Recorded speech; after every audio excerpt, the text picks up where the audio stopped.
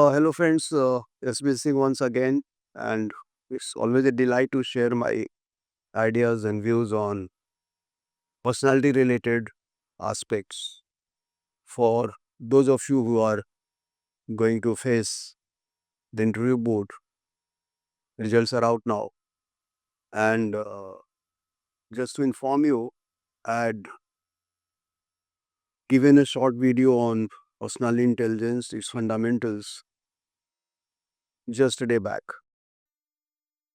It's uploaded on YouTube, and I'm sure some of you must have already watched it. If not, it's worth watching, so go back to that and watch it. Let me today take up the theme a little more in details, discussing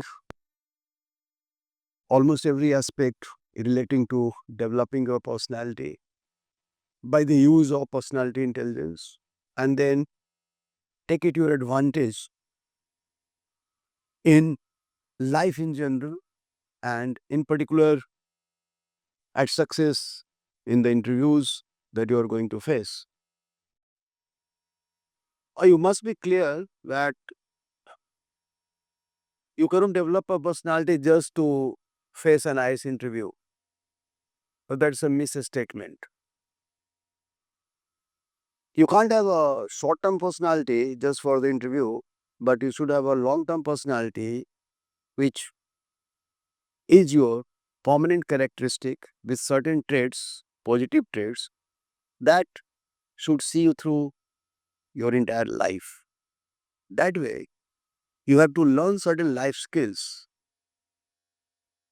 and those life skills become ultimately your personality, and you project that personality to your advantage before the world. Advantage does not here mean to manipulate the world. Advantage means being the man that you are and exhibiting, demonstrating your true capacities, your true intrinsic values, your own strengths, your own leadership. That's called a well-rounded personality. In today's world with flooding of information, surplus of information, plenty of information, a person cannot remain unaware, untouched by events, issues, and a well-rounded personality will require you to engage with many issues which touch humanity, their needs, their dilemmas, their problems. And once you engage with those issues, then you have to have certain tools how you engage with those issues. If you're a blank person, if you're an underdeveloped personality, you will not be able to go to the depth of an issue.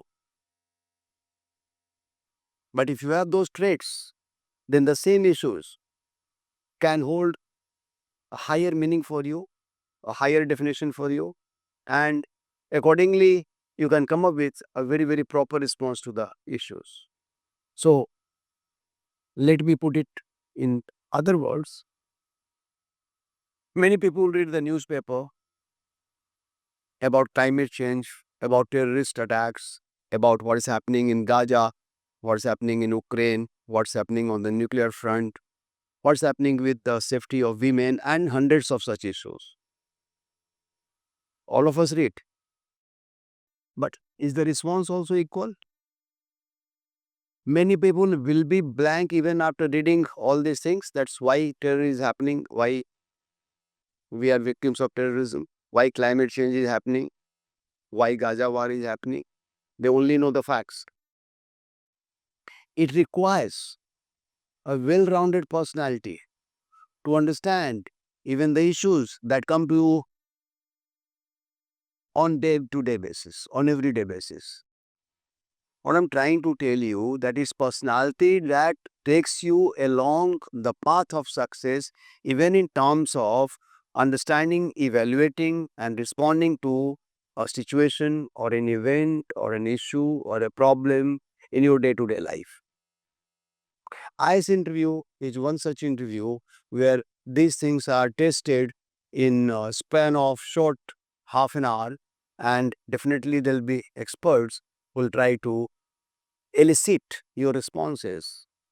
And as I told you, if you go to the interview board with this kind of personality, your responses will be much better, much focused, much relevant, much pinpointed on the issue of terrorism, climate change, issue of the world that we are facing today, rather than if you go there as a blank personality, you can only state the facts, but you cannot engage with the board. And that is the idea behind personality development or personality intelligence. I must repeat here that by personality intelligence, I mean the ability to understand what kind of personality you are,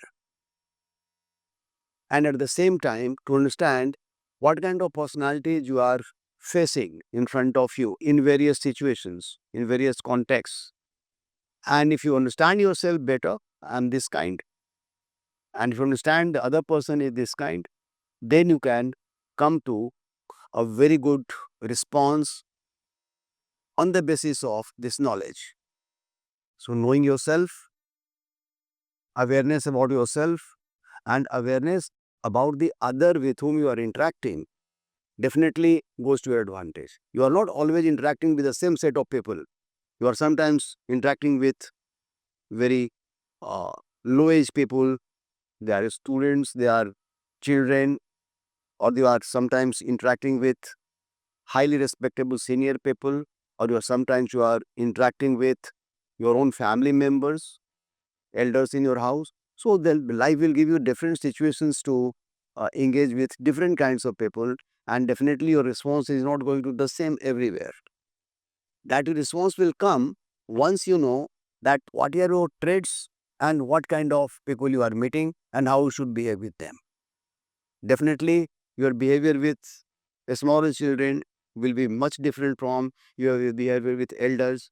Your behavior with parents will be much different from behavior with your educators, with your interviewers, and like that. And that will come only when you are aware of it. Now, the question is that how do make ourselves aware of our own personality, and then what kind of things we should look for in our own character, in our own personality traits, so that we become more confident of ourselves before we face the world in general and the interview in particular. Now, understanding yourself is the beginning point,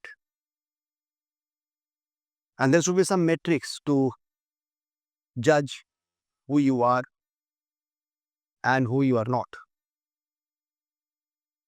Say, for example, you ask yourself whether you are an introvert person, inhibited person, which means even if you know something, you feel hesitant to express yourself.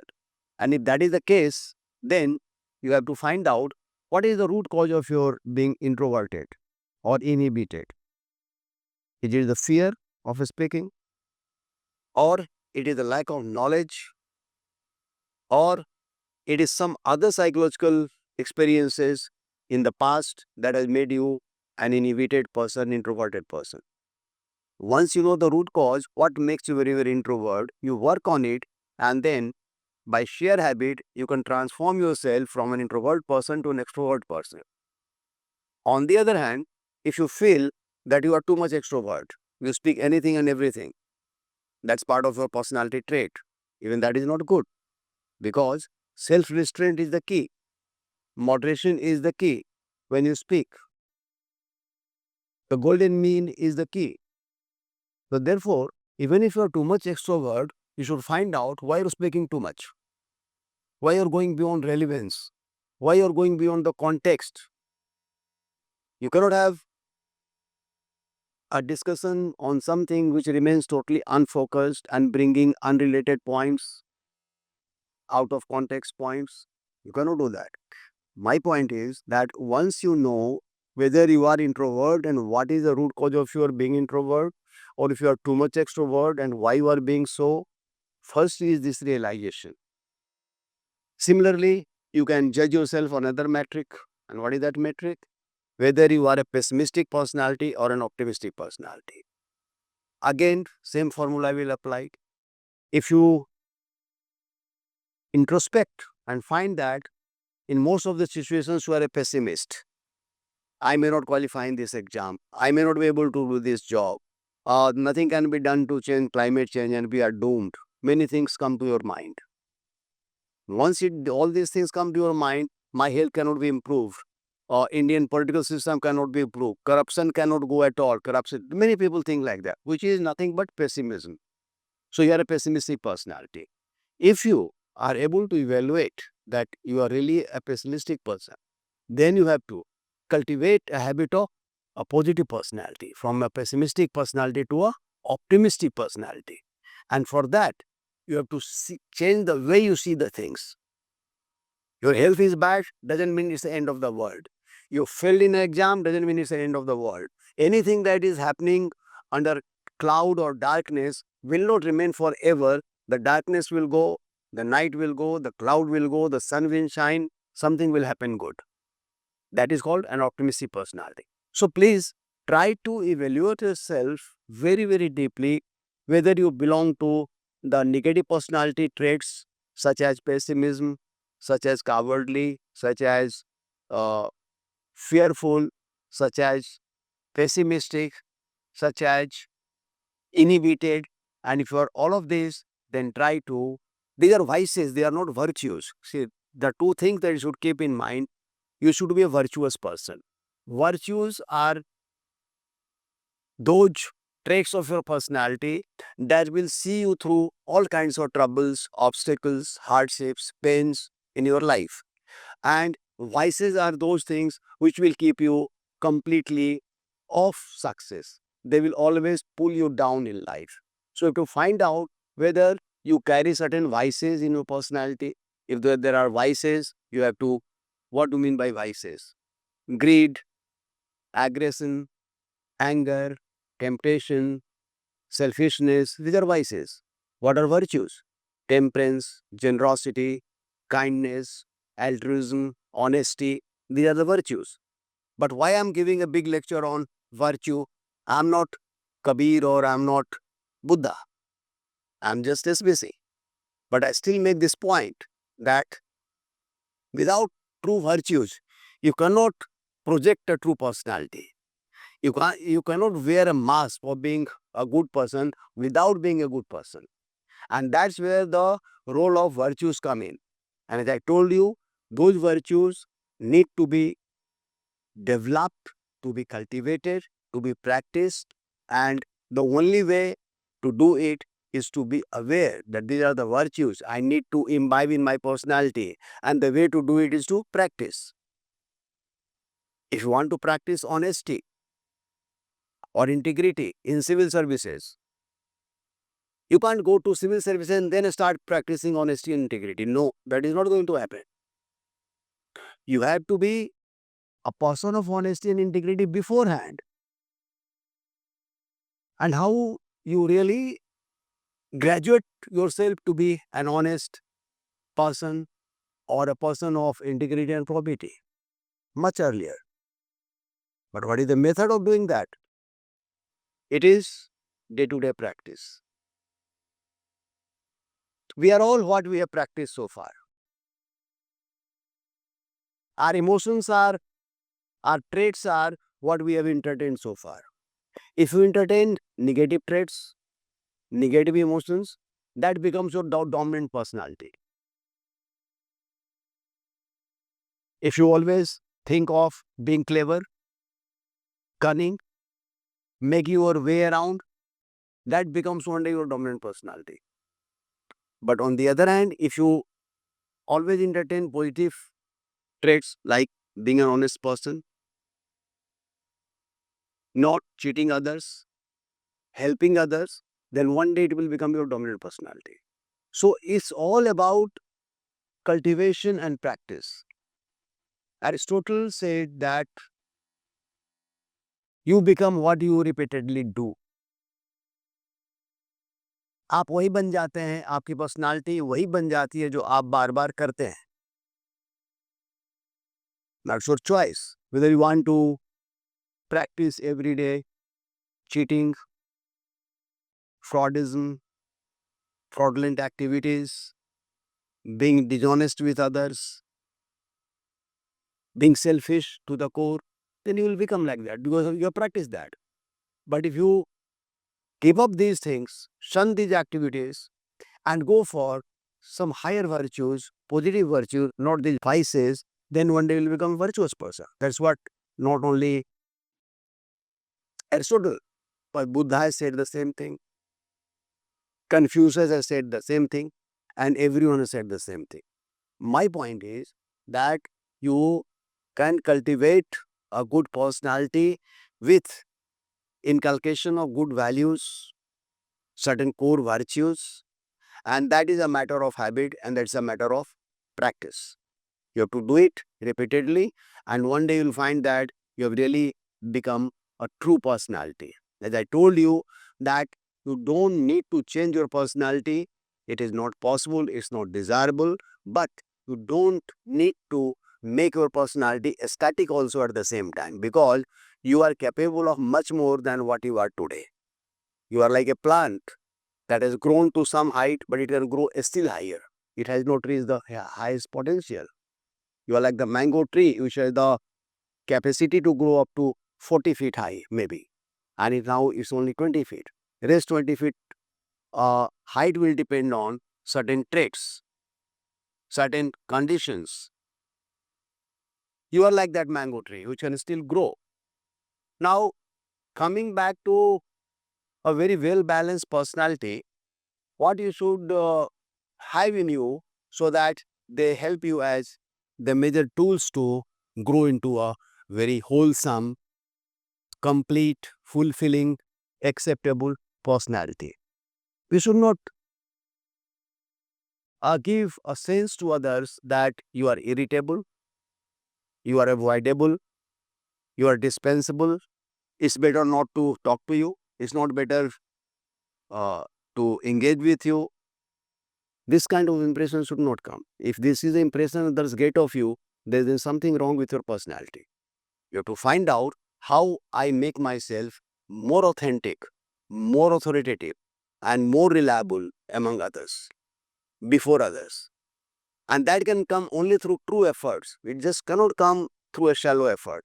You cannot polish yourself. It's not like a cosmetic change that will happen just by using some creams and beauty art kits. No, that's not going to happen.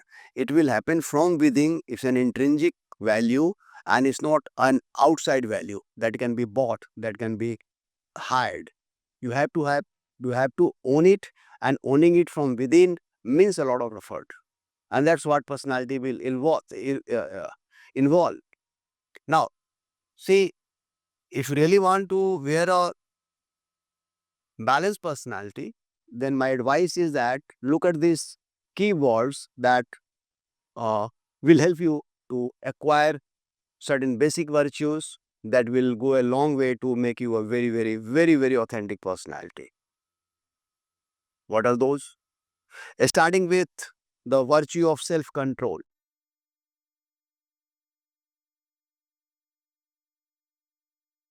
A good personality is always in control. There's some restraint. Control of the situation, control over events, and moderate in your desires to pursue pleasure, to pursue things which give you instant pleasure, to give up instant pleasure for some longer goals. That all will come through self-control. If people watch you, that is a man with self-control. And the chief aspect of self-control is temperance. Who is a person who has temperance? Temperance means moderation. The person who follows the golden mean of Aristotle or the middle path of Buddha. You don't have to be either on the either side of the two extremes. You can be very, very indulgent with all kinds of material aspects and in eating, dressing, and consuming. That's one extreme. Other side is that completely you give up everything. You don't want anything in life. You have become a saint and completely self-denial. No, both are extremes. So self-control means be in the middle, neither this side of the extreme nor that side of the extreme. If you are a person with self-control, with temperance, it means that you are a well-groomed personality who knows where to control and where to stop. Otherwise, there are people who do not stop at anything. They don't stop at doing irritational things to other people. They don't stop at cheating others. They don't stop at accumulating wealth. People go on like that. So self-control is one which you have to learn to wear a good personality. And temperance is the key virtue of that. Second is called self-efficacy. Now, what is the meaning of self-efficacy? Efficacious personality. That is your ability to move towards success despite many hurdles, obstacles, pains, struggles that you find on the way. Only people who are self-efficacious, they are able to move beyond all what I have said now, and then they can find success. Success is not a smooth journey. Whoever you are, in whatever situation you are put in life, you will face pain, struggle, losses, obstacles, hurdles, all kinds of things, letdowns.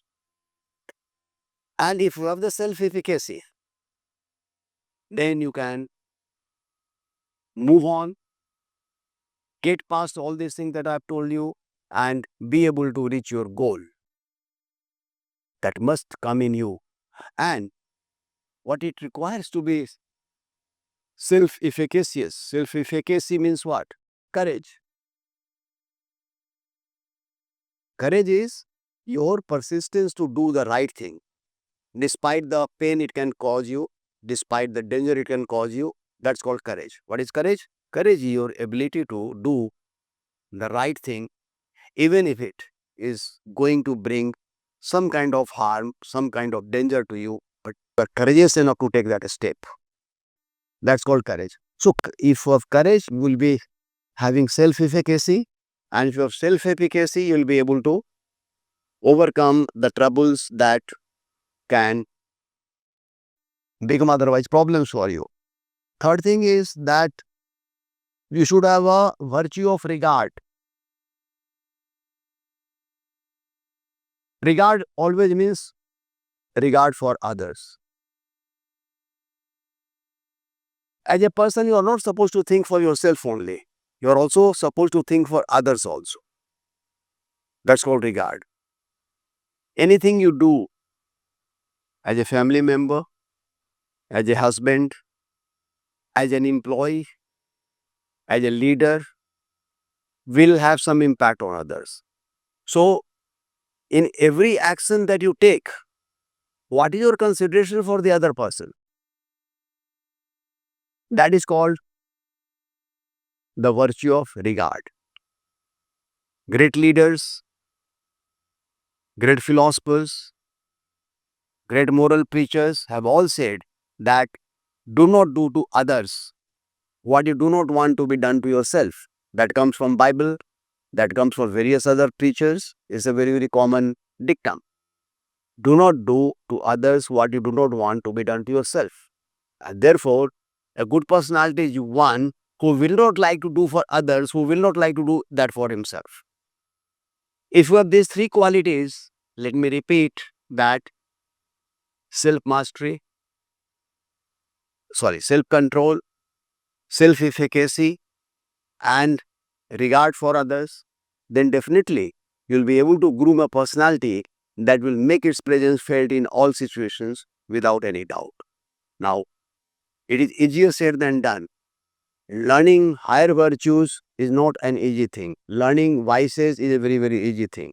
Learning bad things is easy, learning good things is difficult. But since you aspire for a post in civil services where you will be required to project the right personality to get the work done, definitely I'll advise you to work out on these aspects both in the short run and the long run to develop the personality that will be liked by one and all. These things are very, very important for you to do. Now, this is a general lecture that I've given to you in terms of developing a personality.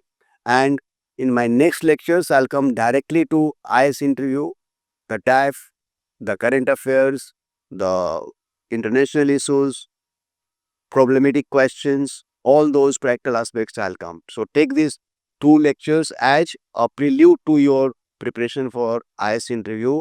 It is the background setting that I've done for you so that you know what personality is all about and how to develop a good personality. I don't want to be very theoretical about it because you cannot understand the theories of personality. I just given common sense skill, simple framework of personality that can be understood easily by young students like you and that can be even followed easily by all of you. Work on all those things and then we'll come to other aspects of your preparation later on. Thank you.